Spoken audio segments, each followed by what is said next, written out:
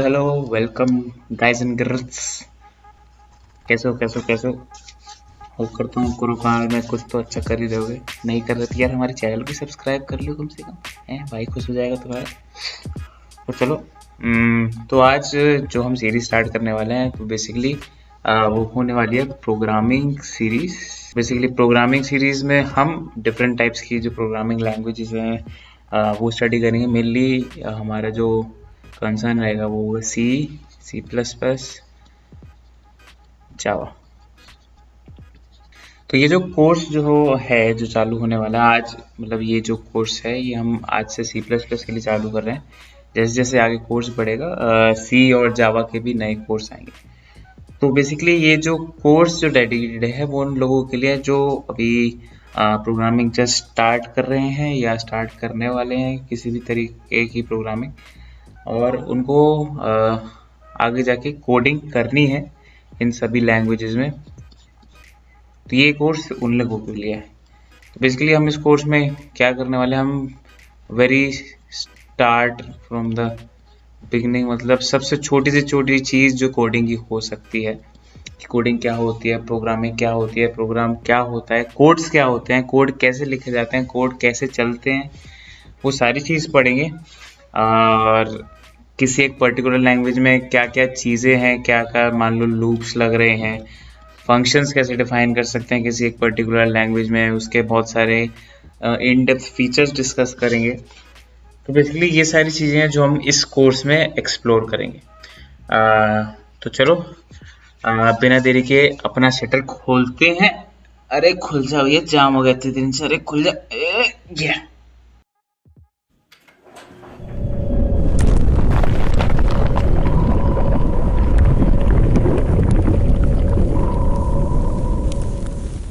सो जो इस कोर्स की लैंग्वेज है वो ऑब्वियसली सी प्लस प्लस है।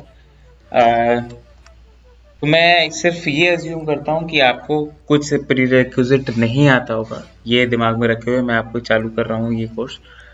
बस मैं आपसे ये चाहता हूँ कि आप थोड़ा सा टाइम दो, जो भी चीज़ हम पढ़ रहे हैं उसको थोड़ा सा इम्प्लीमेंट करने की कोशिश करो, और कुछ नहीं करना। बस इम्प्लीमेंट करोगे, अलग अलग चीज़ें ट्राई करोगे, अपने आप ही कोडिंग आसान हो जाएगी, और कुछ नहीं करना। कोडिंग कोई रटने का सब्जेक्ट नहीं है कि आप चलो कुछ आंसर याद कर लिया आप उसको एग्जाम में रखे, और नहीं, हर बार कोई ना कोई एक अलग प्रॉब्लम आएगी जिसमें आपको अलग तरीके से दिमाग लगाना पड़ेगा।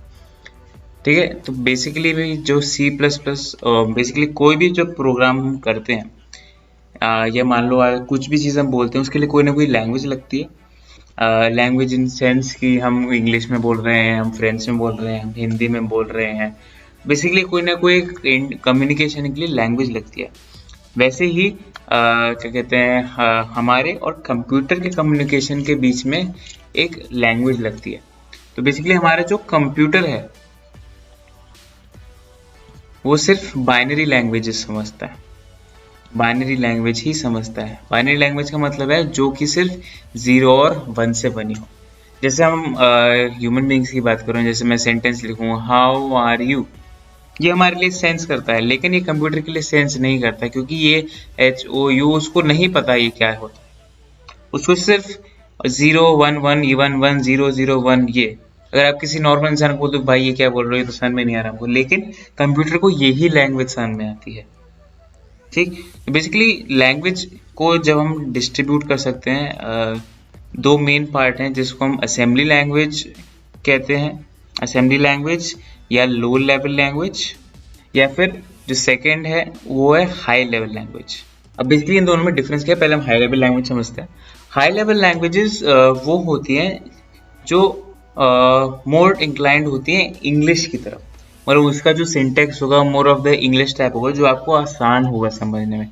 जैसे अगर थोड़ा सा भी कोई भी एक पर्टिकुलर लैंग्वेज का भी सुनी हो, तो जो सी होता है, सी में आपको प्रिंटफ, कोई भी चीज़ प्रिंट कराने के लिए यूज़ करना होता है, स्कैनफ यूज़ करना होता है, स्कैन वो प्रिंट किसी भी यूज़र से इनपुट लगाने के लिए। अगर पाइथन पढ़ी हो, पाइथन में अगर आप सिंपली प्रिंट कमांड यूज़ करो आप प्रिंट कर सकते हो। इनपुट यूज़ कर सकते हो किसी भी चीज़ को इनपुट कराने के लिए।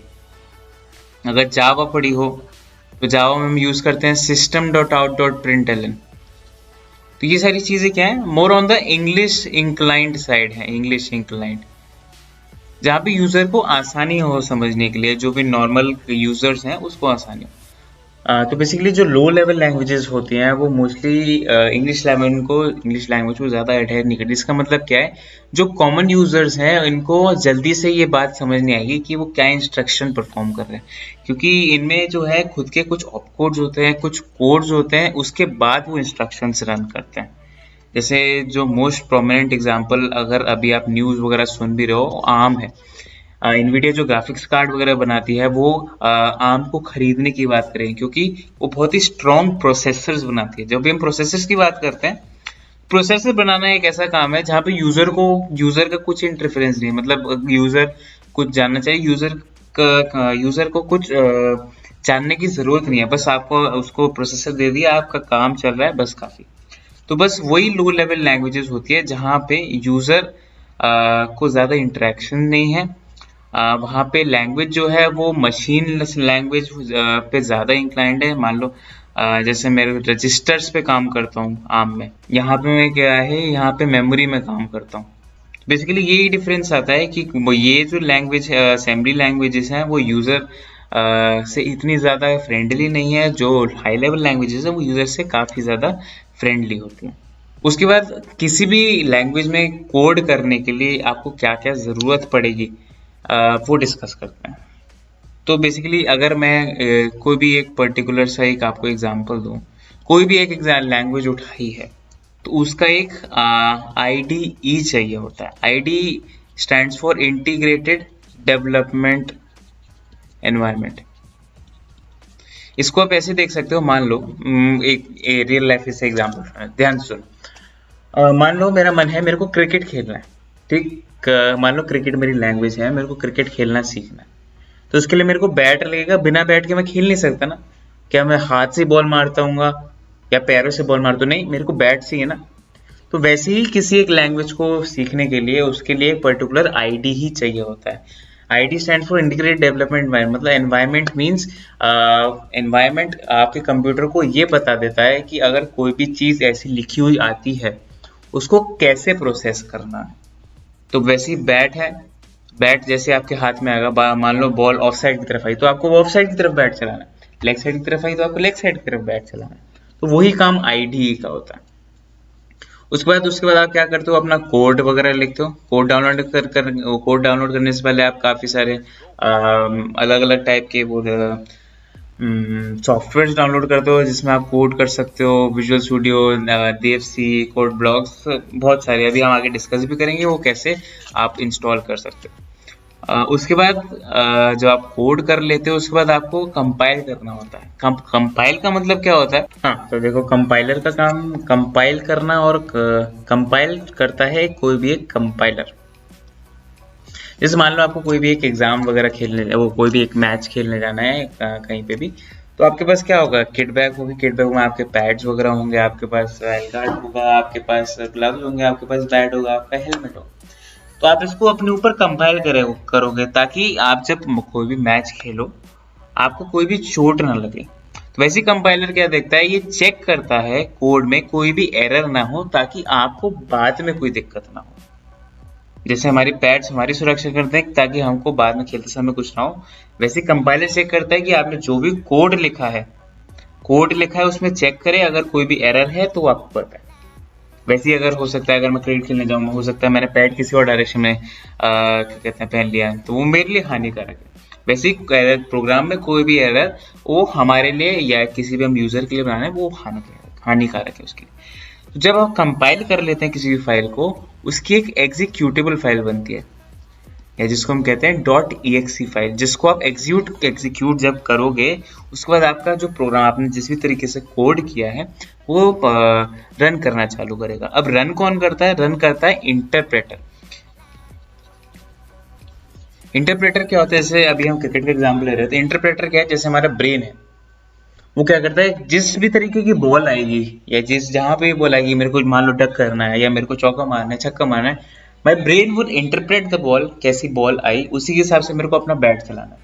वैसे इंटरप्रेटर क्या करता है, जैसी भी एग्जीक्यूटेबल फाइल आई उसको वैसे रन करके दिखाना है उसको डिस्प्ले पे। तो बेसिकली आप इंटरप्रेटर को सबसे मोस्ट इम्पोर्टेंट एलिमेंट जिसको आप ब्रेन एट्रीब्यूट कर सकते हो कि ये ब्रेन है जो सब चीजें रन करके दिखा रहा है। ये रन करके दिखाना मतलब अगर कोई उसका आउटपुट आ रहा है तो उसको स्क्रीन पे दिखाना, अगर कोई आउटपुट सेव हो रहा है किसी फाइल में तो उस आउटपुट को सेव करके दिखाना। तो बेसिकली ये एक पूरा ब्लॉक है कि आप प्रोग्रामिंग करते हो कि आपको उसके लिए क्या करना पड़ेगा। उसके लिए सबसे पहले आपको आईडी लगेगी उसकी, उसके बाद जब आप उसको सॉफ्टवेयर डाउनलोड करोगे उसके कंपैटिबल, फिर आप जब कोड करोगे उसके लिए आपको कंपाइलर लगेगा, जब कंपाइल होगा उसकी .txt फाइल बनेगी, उसके बाद इंटरप्रेटर उसको रन करेगा। जैसे क्रिकेट में होता है कि बहुत सारी डिफरेंट टाइप्स के बैटिंग स्टाइल्स होते हैं, लेफ्ट हैंडेड, राइट हैंडेड, किसी का स्टांस बड़ा है, किसी का स्टांस छोटा है, पूरा अपने तरीके से काम कर रहा है। वैसे प्रोग्रामिंग में होता है कि आप अलग अलग टाइप से प्रोग्राम लिखो।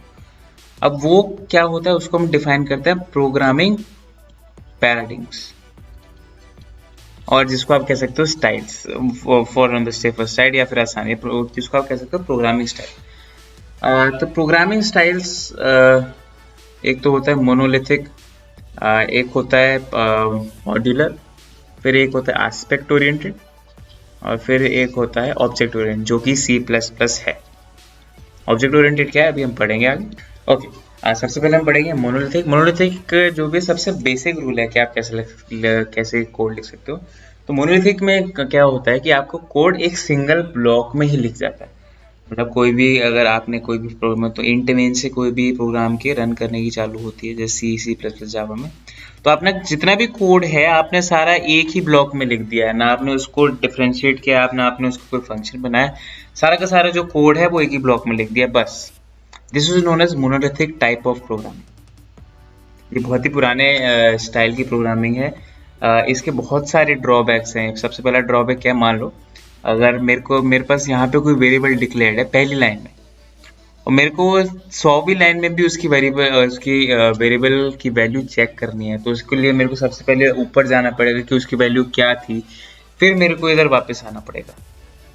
सबसे पहला ड्रॉबैक ये है। दूसरा ड्रॉबैक ये है, मान लो कोई एक पीस ऑफ कोड है मैंने जो यहाँ लिखा हुआ है, वो पीस ऑफ कोड मान लो मेरे को किसी और जगह पे भी यूज पड़ रहा है। मान लो वो ये जो स्पेसिफिक कोड था, मान लो ये 50 लाइंस का था, अब मेरे को ये 50 लाइंस वापस उधर जाके लिखनी पड़ेगी। तो इससे क्या है, कोड जो है स्पेस बहुत ज़्यादा ले लेता है। ये सबसे बड़े ड्रॉबैक्स हैं कि आप ट्रेस नहीं कर सकते कि वेरिएबल्स में क्या क्या कैसे कैसे स्टोर हो रहा है, किस समय पे क्या वेरिएबल यूज हो रहा है। और रीयूजेबिलिटी यानी कि किसी भी एक चीज़ को कॉपी करना और फिर दूसरी जगह डालना, ये बहुत ही हेक्टिक काम और स्पेस को बहुत ज़्यादा यूज़ करता है। इसलिए जो मोनोलिथिक टाइप की है इसको ऑलमोस्ट डिस्कार्ड किया जाता है कभी भी। जब भी आप मोस्ट सिंपल प्रोग्राम लिखो तो ठीक है, मोनोलिथिक प्रोग्रामिंग स्टाइल चलेगा। प्रोसीजर में क्या होता है, आप कोई भी एक ब्लॉक को जो कि किसी भी एक मेन में या किसी भी एक प्रोग्राम के एग्जीक्यूशन में बार बार यूज होने वाला है, उस ब्लॉक को आप एक फंक्शन में लिखते हो ताकि आपको बार बार ब्लॉक लिखना ना पड़े। आप सिर्फ उस फंक्शन को कॉल करो तो वो पूरा का पूरा ब्लॉक कॉल हो जाए। जैसे मान लो मेरे को कैलकुलेटर बनाया तो मैंने एक ऐड का फंक्शन बनाया, सब्ट्रैक्ट का बनाया, मल्टीप्लाई का बनाया, डिवाइड का भी बना दिया। उसके बाद मैं क्या कर रहा हूँ, मैं मेन में ये सारे फंक्शन कॉल कर दे रहा हूँ। जब मेरा मन करा तब मैं कर रहा हूँ। मेरे को बार बार सब्ट्रैक्शन, एडिशन, मल्टीप्लिकेशन के कोड बार बार नहीं लिखने पड़ रहे हैं। बस मैं जब ये फंक्शन लिख रहा हूँ, इनके कॉलिंग एड्रेसेस लिख रहा हूँ, बस ये फंक्शन अपने आप कॉल हो जा रहे हैं।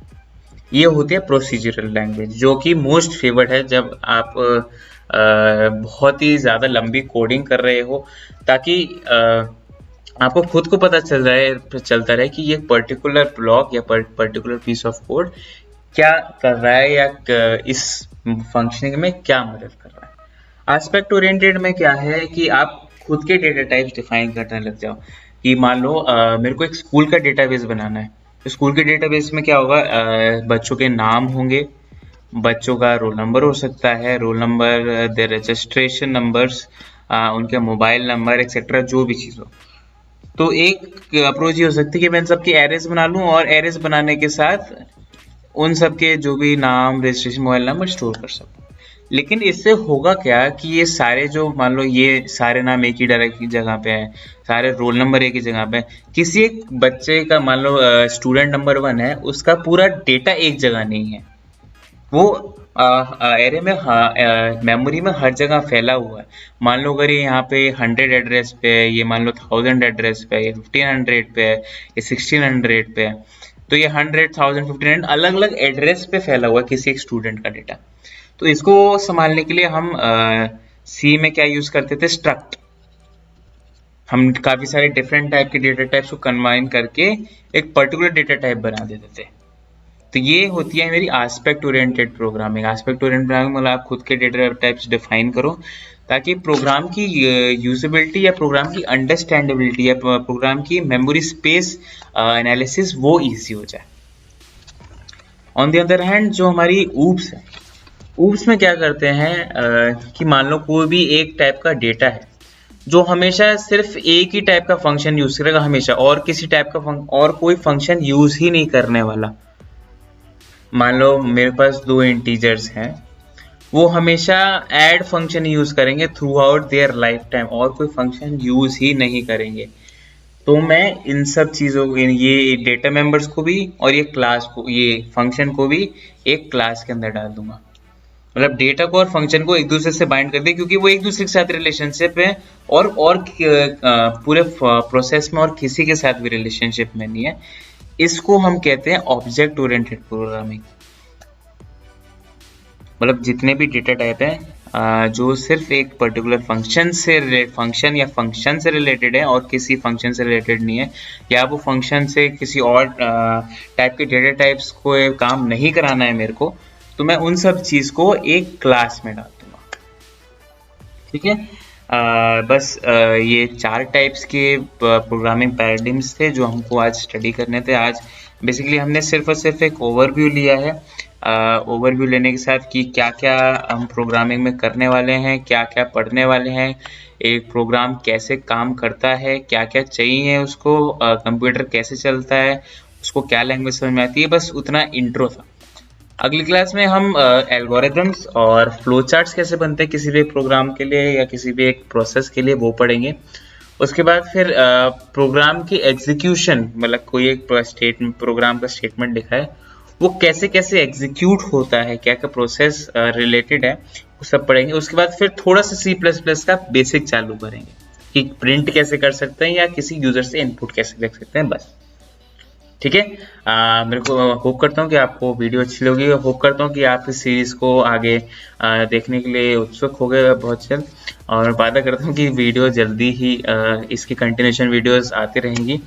तो ओके, जब भी वीडियो देखो एक लाइक ड्रॉप करना और वीडियो को सब्सक्राइब जरूर करना, और चैनल को सब्सक्राइब जरूर करना, और उसके बाद शेयर जरूर करना ताकि जितने भी लोग हैं जिनको प्रोग्रामिंग सीखनी है या प्रोग्रामिंग में कुछ भी दिक्कत आ रही हो वो पूछ सकते हैं। ठीक है, ओके बाय, मिलते हैं बहुत जल्द अगली वीडियो के साथ।